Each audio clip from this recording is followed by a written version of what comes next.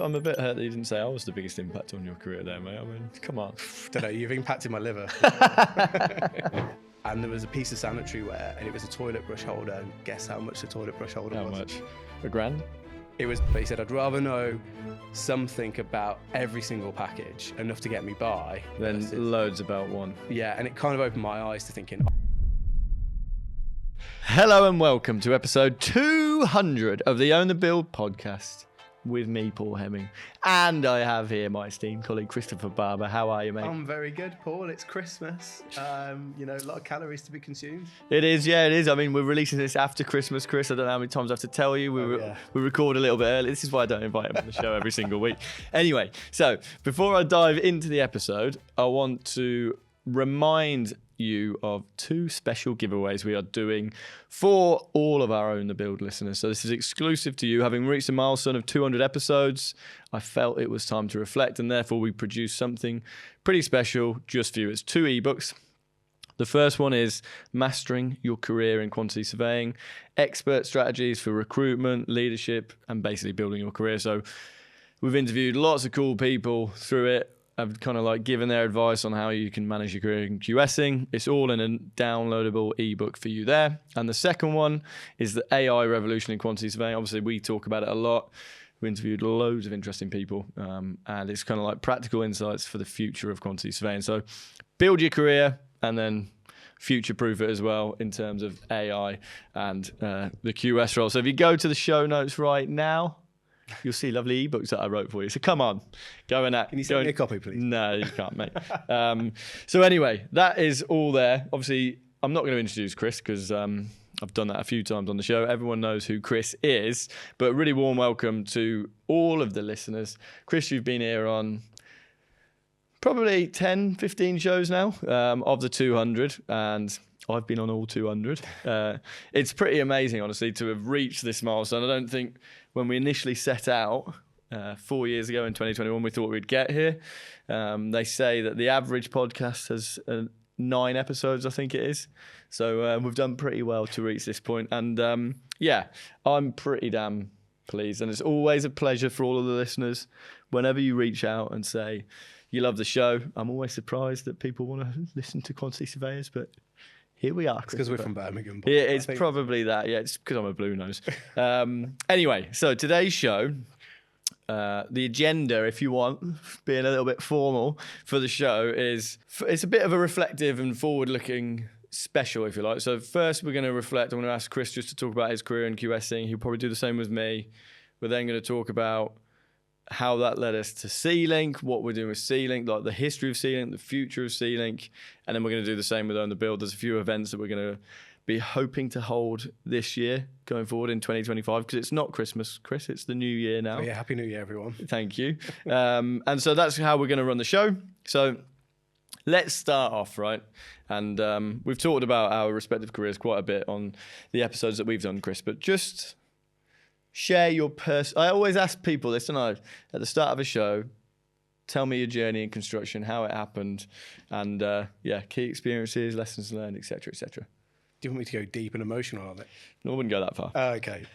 So my construction journey, let's just say, everyone talks about Lego, don't they? But I'll skip that like ages of 5 to 10 of my Lego experience and kind of fast forward to leaving school halfway through my A-levels at the age of 17.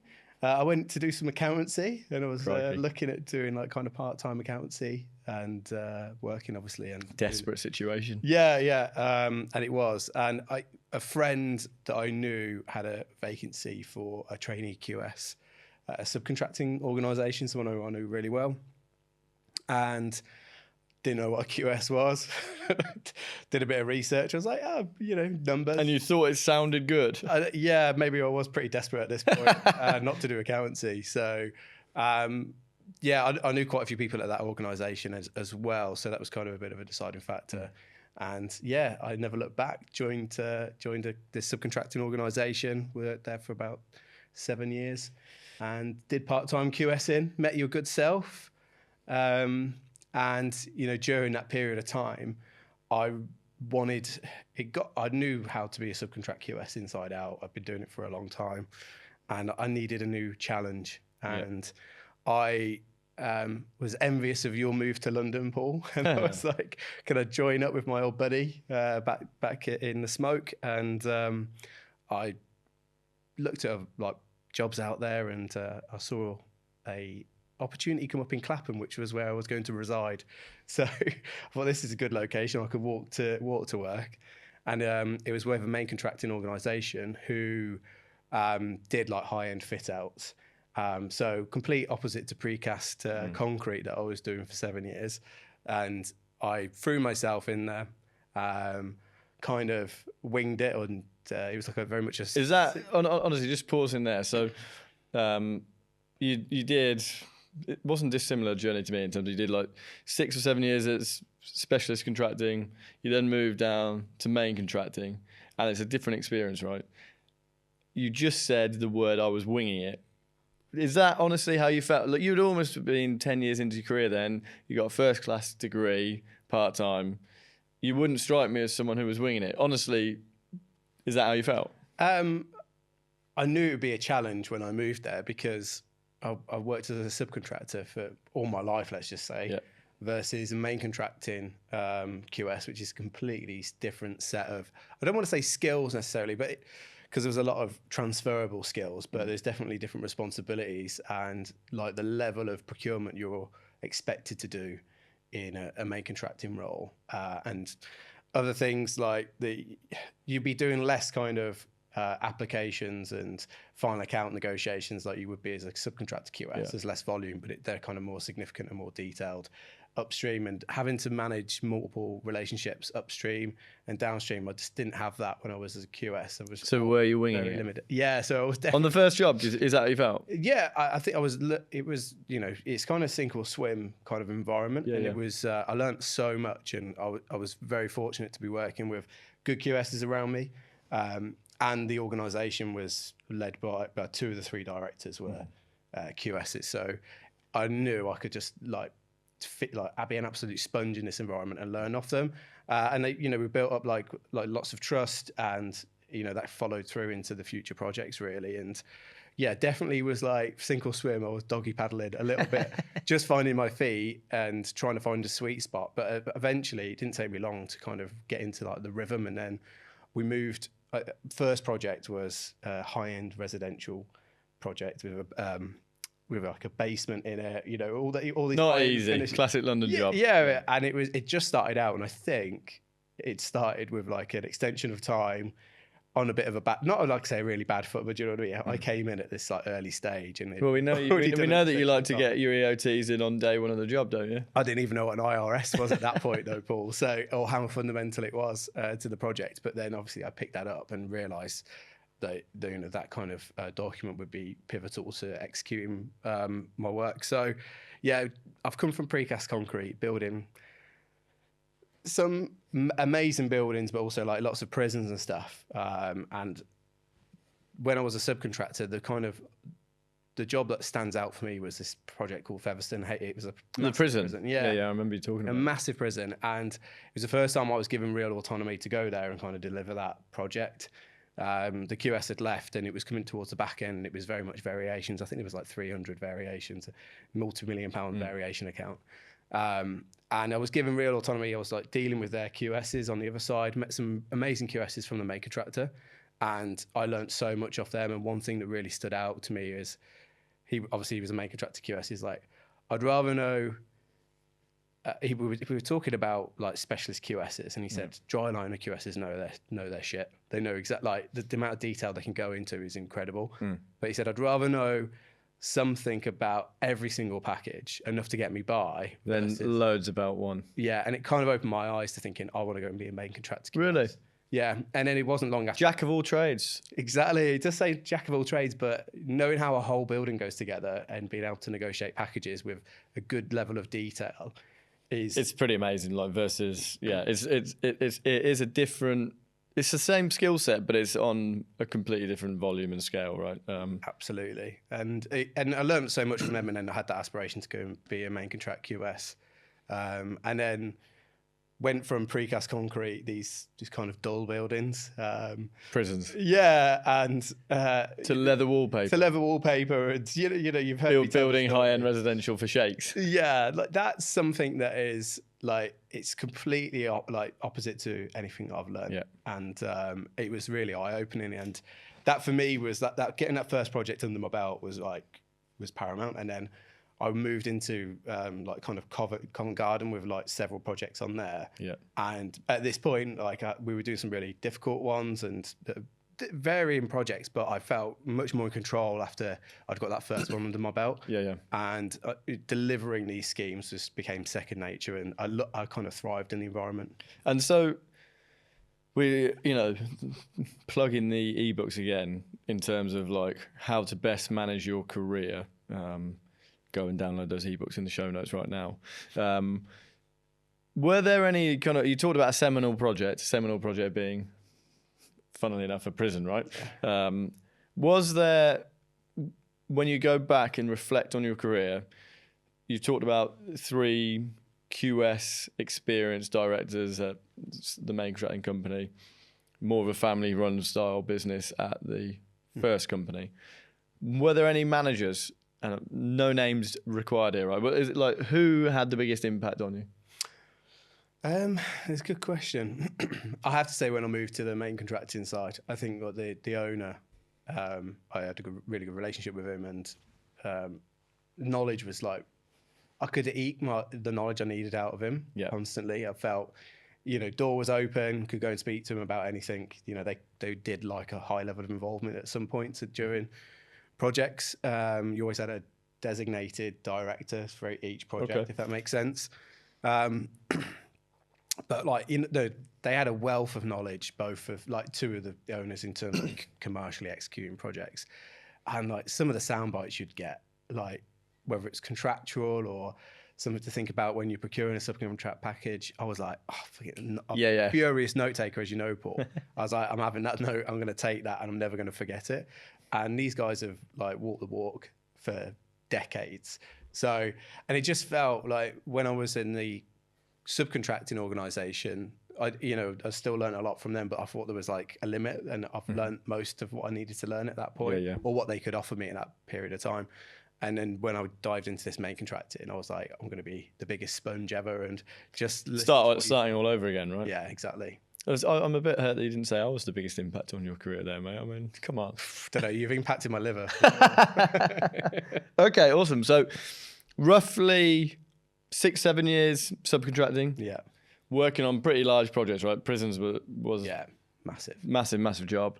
You then come down to London and you're doing, like, how big are those builds, roughly, those high-end resi builds?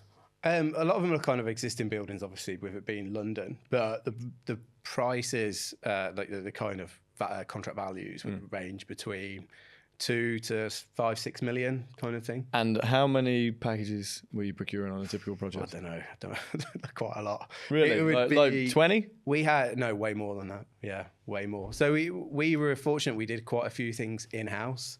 Like we did M&E, but we'd still have to sub out like specialist packages within that.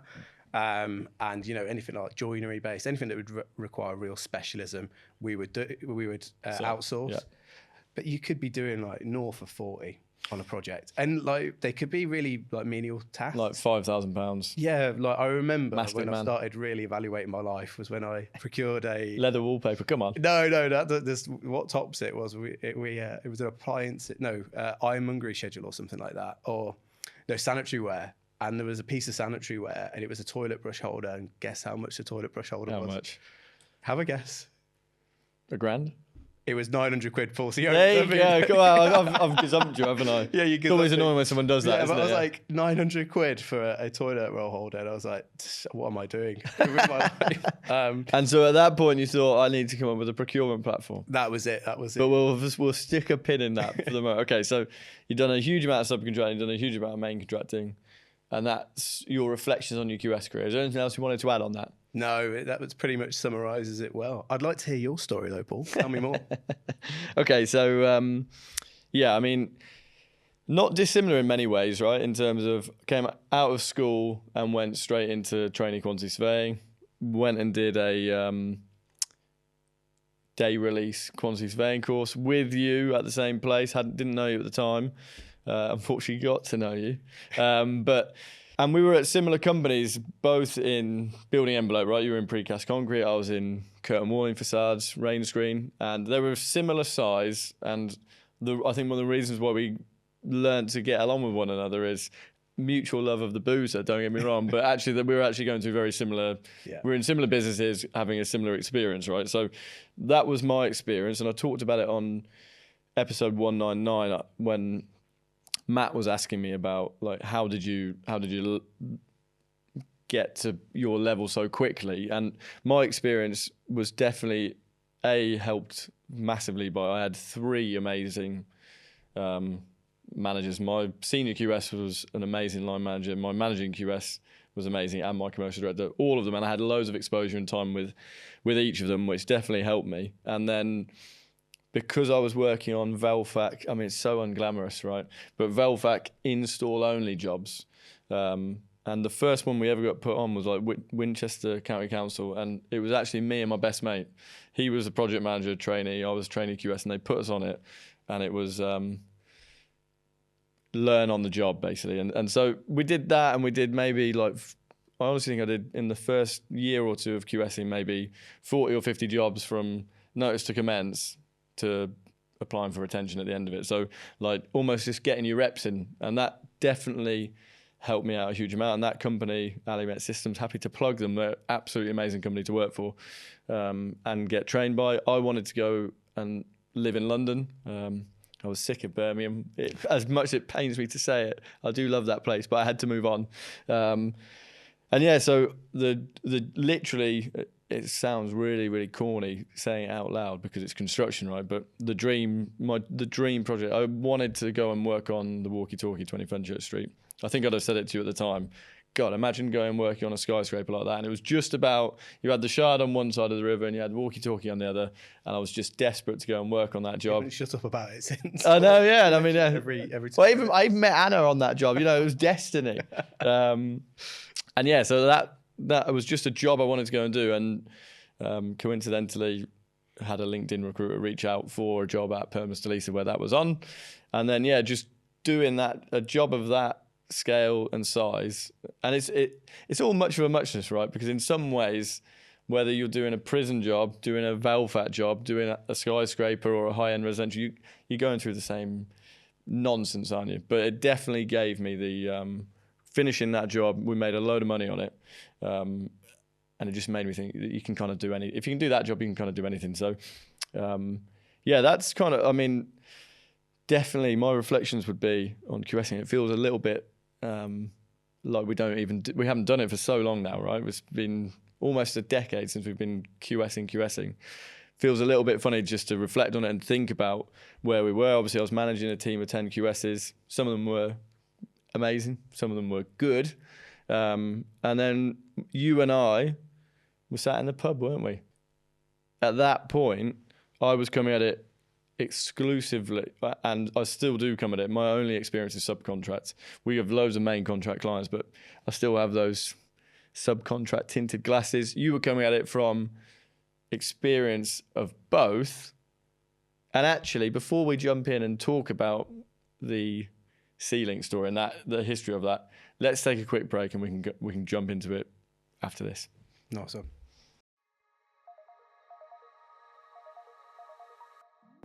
Welcome back to episode 200 of Own the Build. So, bit of a special, bit of a reflective episode here, as we're saying. So, sat with Chris, talking about his journey in quantity surveying, my journey in quantity surveying. And the second half of the show, we're going to talk about how we then both at that point came to set up C-Link, Chris taking most of the credit for that. And then how we then came to set up Own the Build, a little bit about the evolution of Own the Build, and then we're going to talk about some events and other bits and pieces that we want to do in the year ahead. So where we left off in this gripping tale was Chris was working for a high-end residential main contractor. He had about 10 years of experience, main contracting, subcontracting. I was working for a very big specialist contractor. delivering these very big jobs like the walkie-talkie. Got it in again. Battersea Power Station, which everyone's sick and tired of me mentioning that as well. The Shard, come on, they're all there. And it's 2015. We're sat in the pub, and I guess the question is, why did we come up with Sealing? And I label we because I don't think I had anything to do with this. But just talk to me about like the origins of Sealing. Why did you want to do this? Why did you want to put me through this, mate? I'm not sure, to be honest. It's very unclear. Too many beers that night. There was, yeah. I think it's funny because I go back to what I was talking about earlier in the episode was, what was the big difference? And obviously working with client teams, architects, the client directly, and all your subcontractors is a massive difference to working with as a subcontractor. But the overarching difference is the high level of procurement that we had to do. And that for you, is the main difference. That was the main, when you said you were winging it, the thing that you had to learn the most was, wow, I've got to procure 40 packages. I've got to understand this project 40 of them. Inside out. Yeah. I've got to understand it from like the ground up. And which is a mega which is winging it, right? There's no way anyone could just click their fingers and learn 40 specialist packages. Exactly. So, and I remember I was sat on the bus and I was probably frustrated. I think it was quite a nice day, actually. I think it was around June time. So the weather was nice, and you know what London's like at that time of year. And I just remember sitting on there thinking, wow, I don't think anyone's really solving this. Like trying to connect supply chains to a workflow, a full procurement and commercial workflow. And I remember thinking that because whilst the company I worked for was very good at what it did, the supply chains just were never strong enough. So I was constantly retendering subcontract packages, which was so time consuming. Yeah. And trying to be diligent throughout that whole process meant I was probably not effective in certain areas that I could have been.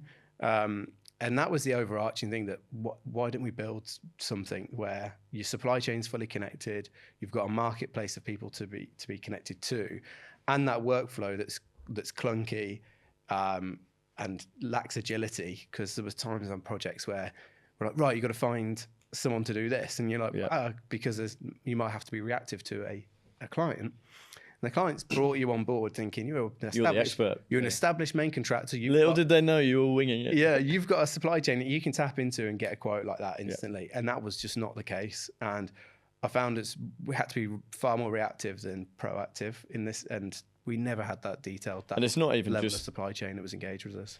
Yeah, and I mean, in terms of when you would have said that to me, I don't think you'd have said it quite as eloquently, Chris. You've honed that over the years. When you would have said that to me, I think...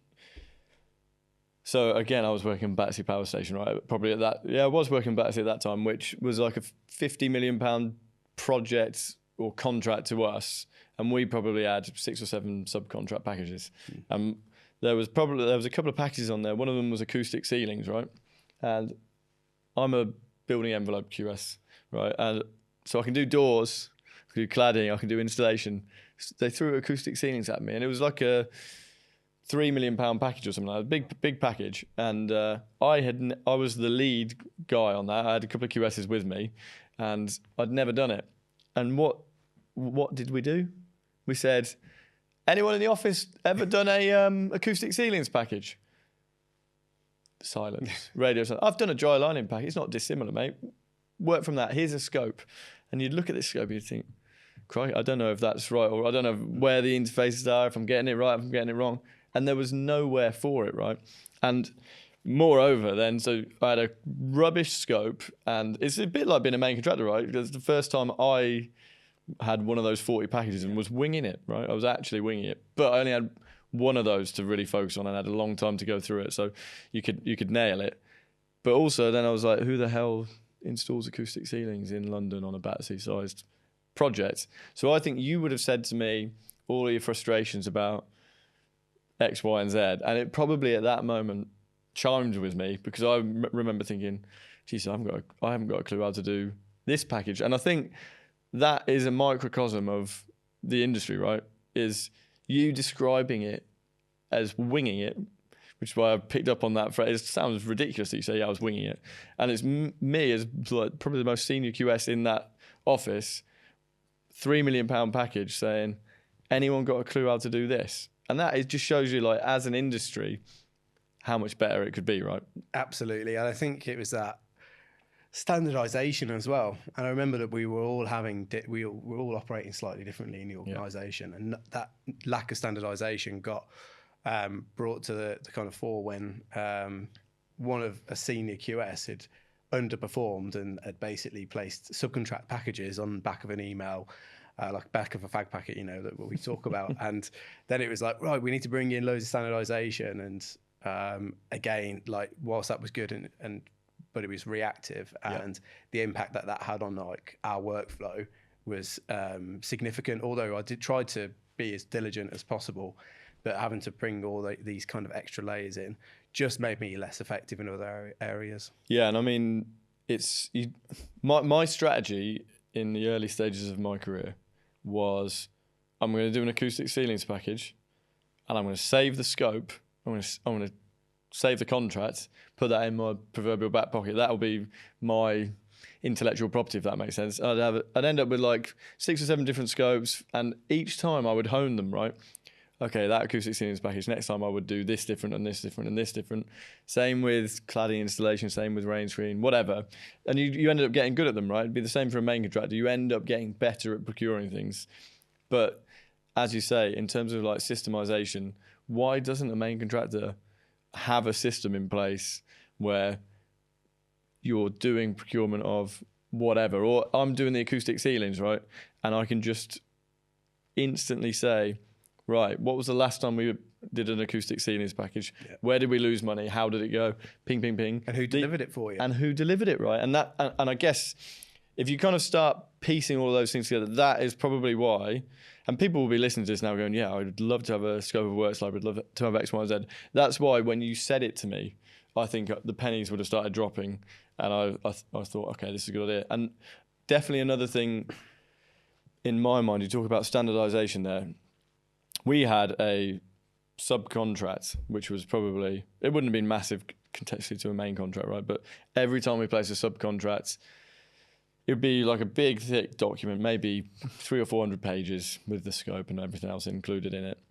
And if one of my 10 QSs came up to me and said, I've got a dispute brewing with subcontractor X, what's the first thing you do? You say, let's have a look at the contract. Can you give me the contract, right? And it'd always be squeaky bum time, wouldn't it? You think, what on earth does this contract look like?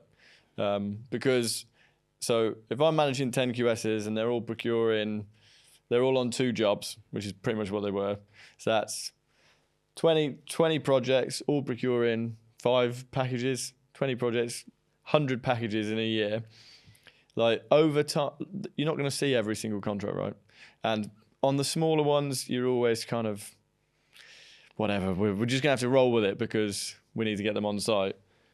You're always then, like I say, squeaky bum time, what does this contract look like? So why was there not a system in place which meant that every time a contract was sent out, and every time that QS came up to me and said, oh, there's a dispute with sub EX, I would go, right, okay, so the contract, we're going to take a breather on that, that's fine. And it always looks like this. So can we talk to them about point X, Y, and Z, right? Never the case, right? It's always, oh, shit, he didn't put that in it. Or that's been missed. Or you should make it foolproof, though, to make sure QSs can't go off piste, right? To make sure that they follow a set of rules that aren't overly stringent. And then you bring in like mechanisms and layers for like, okay, if it's less than 100 grand, they can get that order placed. And if it's over this, then we need to make sure we do an extra like layer for checks and balances, make sure everything's in place. And that for me was missing in the organisation that we had. So obviously that was absent. Then they tried to bring in the extra like management layer. And during this process, it was like every contract was getting checked. And it was just like, it was so unnecessary. And I think out of all the orders I submitted, like one comment that I'd missed something off, and everything else was more or less perfect in their eyes before it went out. So it just felt a bit like, I can't be agile. Like, it's just because I've got to allow for this extra, maybe a week before the QS looks at it and says, right, you can go. Yeah, and we would have to wait for, you'd sign a subcontract and it would just sit, you'd just look at it outside the CEO's office, just gathering dust alongside another 10 subcontractors. You think, just sign that. And it's, I mean, the whole thing is completely and utterly ridiculous if you think about it, which is why we set up Sealing. Just on, I touched on it a little bit there. Say we did 100 subcontracts. I reckon maybe 10-20% of them in a year, we would probably just kind of, is what it is, just crack on. If you're a main contractor on £5 million project, which you were on 40 packages, how many of them got the full Chris Barber experience? Good question. When you say the full Chris Barber experience, I would probably cut out some processes in that workflow. So like tender analysis on some of them, I wouldn't have done necessarily. I wouldn't have done that. You'd have just gone with the guy that you knew. Yeah, and just negotiated with them. Yeah. Because I just didn't have enough time to do like a diligent tender recommendation and do a full analysis on it. Like I said, you're doing so many packages. You haven't got the tools to deliver it. You're doing it with Word and Excel. You're going to have to cut a corner. And you know, that's where I probably cut most of the corners, but I'd just make sure I was really tight in the contract and the scope. So that's where I'd put all my energy. Yeah. Then I'd always have a pre-start meeting with them, a pre-let meeting, just to make sure we've got everything covered, that what I've asked for in a scope, we've checked the drawings. I've also checked this with my project manager, that they're happy with it. So buy everyone into that process. So I wasn't doing it in isolation, whereas previously I had done stuff in isolation. And may have come back to bite me a little bit. Oh, you've not been explicit here that you need to provide X, Y, Z. And I was like, oh, hopefully get that one through. Do you know what I mean? It was on the drawings. So a lot of them kind of I skipped a lot of processes on. How many of the 40? Oh, I'd honestly say probably 50% would have not gone through a full tender analysis process. Really? Okay. I would have looked at it and gone, I kind of know these guys have been diligent. I'd give it a quick scan over, but did I have an audit trail of that? Probably not. So 50% of the packages not getting the full treatment, which is why we wanted to set up Sealing. So it's 2015, we're sat in the pub. Today it's 2024, because you've given away that it's Christmas. And what for you, like, just talk, because we're two QSs setting up a software company, right? What were the things that you learned the most in those early days? Well, you just hit the nail on the head. We're two QSs setting up a tech business. I think we had to learn quickly, and fortunately been in an environment where I had to learn quickly, moving from subcontracting to main contracting. So we had to learn on the job really fast, because we were at the coalface of each department in a company, and we'd never done it. I mean, I didn't know anything about SEO, didn't know much about marketing, sales, technology, tech stacks, all these things. And you are a jack of all trades, and you've got to just try and learn as you go along. There's certain things I wish I knew beforehand, before diving in, thinking it would be we could do a simple solution, and probably would have liked another techie person with us in the early days, who was embedded into the company. But yeah, I mean, it was every day was a school day. It was definitely a seminal moment, wasn't it, when Rob, our CTO, joined 5 years ago now, and that definitely kind of changed the way we operated. That's for sure. I mean, one of the things that we've always been pretty good at, I think, is content. We create great content. We've got the podcast. We've got lots of other things. We talk about the podcast a little bit now. Before we dive into that, how has you're the product lead at Sealing, right? You have the vision. It's your baby, right? In terms of how it works, how it operates, the workflows. Is there anything from the podcast that has influenced the product? I would say, yeah, definitely.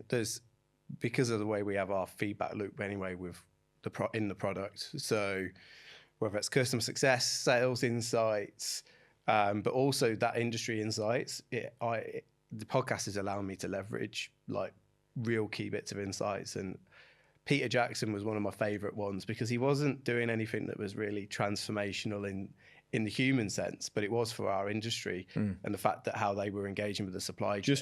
Just remind listeners, I forget the number of the episode, I guess it was like 150 or something like that. Be around there, yeah.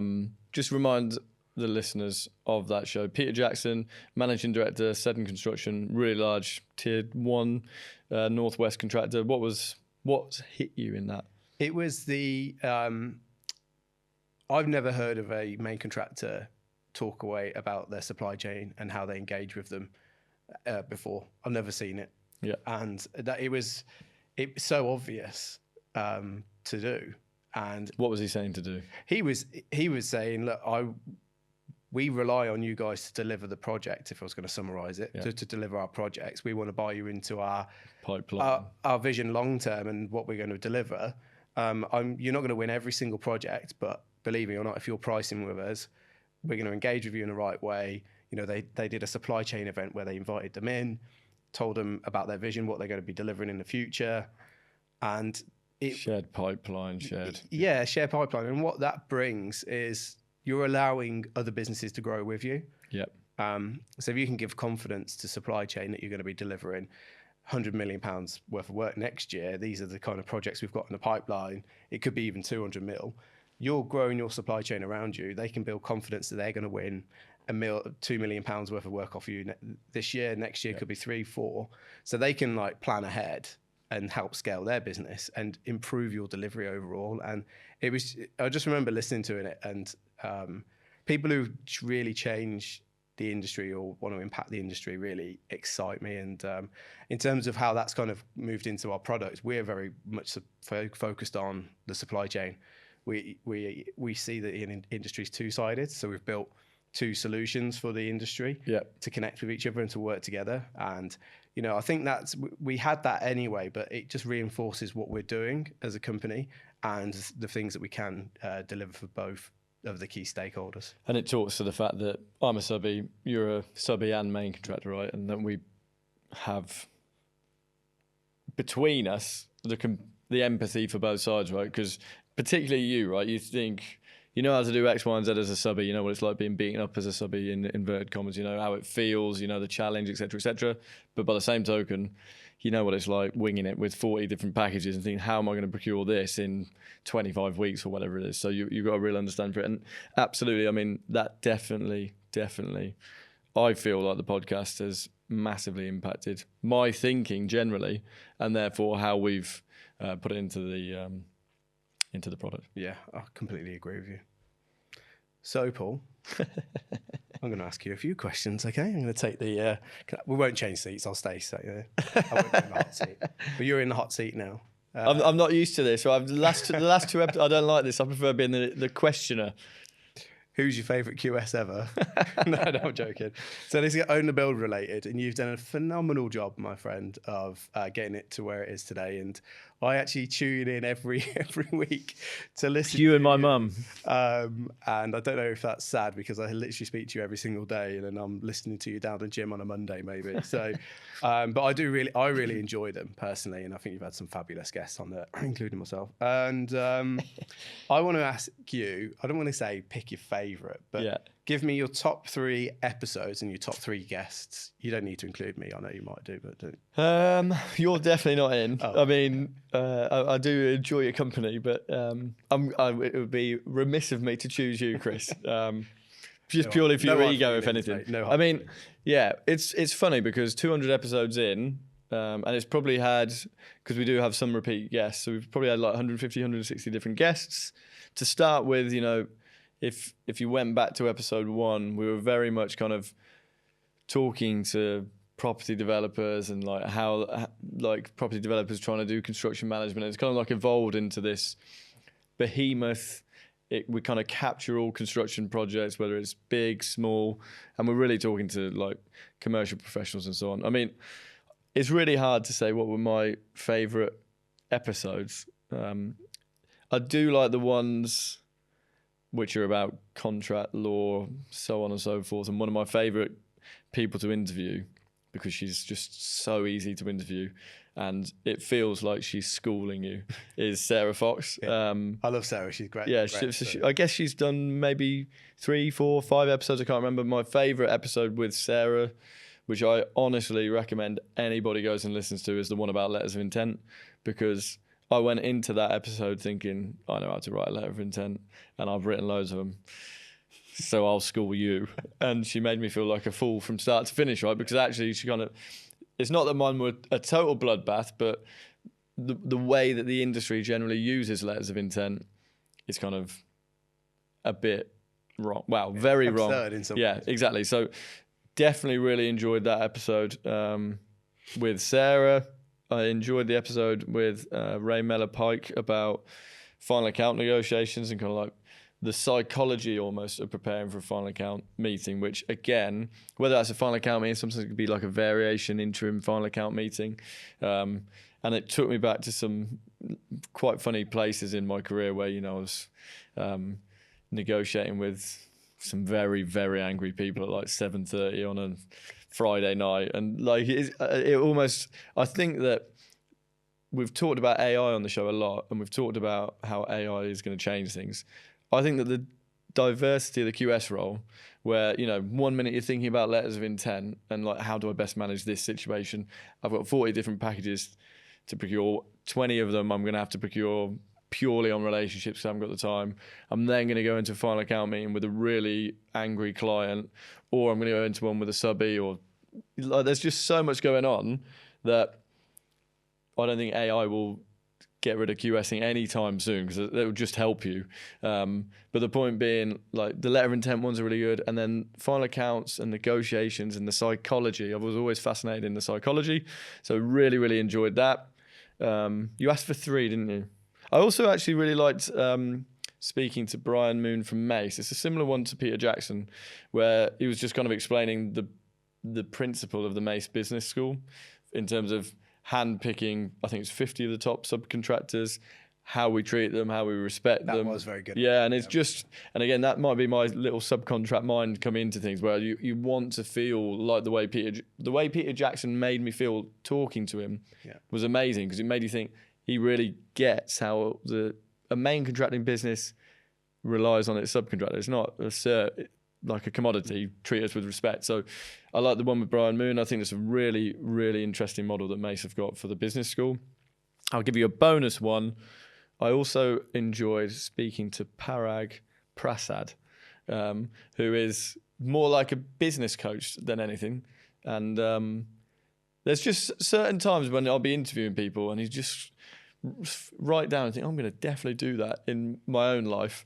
And that is so stupid, but I know what you're going to say. Yeah, because I made you do it, didn't I? You did it to my phone. Yeah, exactly. It just the simple fact of turning off your notifications on your iPhone has completely transformed my existence. So yeah, those would probably be the 4. I think you'd gone and seen him. I think I came down to stay with you for the weekend, and you went, "Here, let me do this on your phone." But it's good. Like, I mean, really it's a constant battle for your attention in the modern world, isn't it? So I was very pleased to do that. It certainly is. But you kept your notifications on just so you're in my ear at any given time. Yeah, exactly. No, that's great. And I was going to ask you about like kind of what topics and themes you really enjoy talking about, but I think you might have captured that really. Definitely the contract stuff. And I know that the listeners generally seem to reach out and say that the contract stuff is really, really They are great. There's some like the anecdotes and the nuggets of information there. Like I was saying, back when I was main contracting, the two of the directors were very commercially astute. Exactly, people. yeah. I was like, I'm just going to be a sponge. And like, it's when they are talking, I'll tune in, because there's just certain little nuances in those legal ones that have a massive impact on the outcome, particularly for like subcontractors. And if they were listening to that, they could leverage that in some ways. Yeah, I mean, the way I look at it, and I'm not a huge lover of networking in the sense of, like that traditional networking of going into a big room at an event and thinking, right, I'll go around and shake people's hands and small talk them. The way I see the podcast is like a real honor and privilege to be sat in a room with someone. Usually, like, how much would you have to pay to be sat with Sarah Fox or like an adjudicator, a quantum witness, like these expert witnesses, and you can just talk to them, and it's kind of an intimate setting, one-on-one. Pro bono. Pro bono, exactly. They're doing it for the good of all of our lovely listeners. But like, it's like I genuinely think, God, this is great, and you learn so much from it. So yeah, it's a great thing to do. And I was gonna, it kind of almost answered my question there, but like, what do you get out of it personally, doing the podcast? Because you've been leading it on behalf of C-Link, and you've done an amazing job. But you must be getting something out of it as well. Definitely like the network. I mean, like as I've just kind of some of those. I'm not a quantity surveyor now, but I would definitely write a letter of intent differently, and a letter of intent in our product is completely differently because we're speaking to all these experts at different levels. So I get out of it, to me, I've got, I say 150, 160 people I've guested with. I feel like if I walked into a conference now and bumped into those people, and I do bump into them quite often, you've just got an amazing relationship with them immediately. So definitely that. And it's great knowledge, isn't it? So what's next for Own the Build, Paul? Tell me. So what is next for Own the Build? So as I've been... I do rabbit on quite a bit, don't I? Once I'm stuck on a point, I will rabbit on about it, whether it's Battersea Power Station, the walkie-talkie, subcontracting, blah, blah, blah. No, I mean, the next 200 episodes, I think will largely be on a similar theme. What we want to do is start to engage the audience much more. And our listeners, over the last 3 months, so many of you, 100 plus, have now reached out, either sent us a question, asked for the audit document. We want to basically build this community. The community is already amazing in its thousands, and want to strengthen that community, do things that you guys want us to do.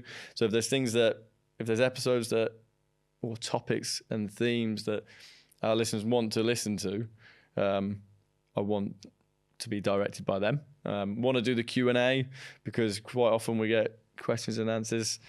Coming up tomorrow, guys, is the first ever, the inaugural Q&A episode. So there's going to be lots of questions and answer episodes. We're also looking to start holding in-person events. So there'll be a couple in 2025, we think, and all the Own the Build listeners will be welcomed along to that. So lots of things to do, but I think just kind of build on the success of where we've got to today, basically. Yeah, I'm looking forward to hopefully tagging on to some of those as well, Paul. I mean, the main thing that I would like to get out of this, and I might do some kind of poll, is should Chris get invited back anymore, because he's getting here far too often. He's talked about leather wallpaper 1, 2. Yeah, exactly. Don't blame him. But yeah, I mean, I think that's quite a nice place to end, actually. So thank you for asking that. So episode 200, big thank you again to everyone for listening. It's a great honour speaking to you, speaking to all the guests. Once a week for the last 4 years. Let's do another 4 years and beyond. And yes, as I mentioned, coming up in your podcast feed tomorrow is the first ever question time episode. I've been asking for you guys to send in your questions the last couple of months. Please continue to do so. And yeah, we'll be with you tomorrow, Tuesday, for the first ever question time episode. Chris, I'll see you tomorrow, mate. Can't wait. See you soon. Cheers. Yeah. Oh, I was getting pins and needles then. Oh, that was good, mate.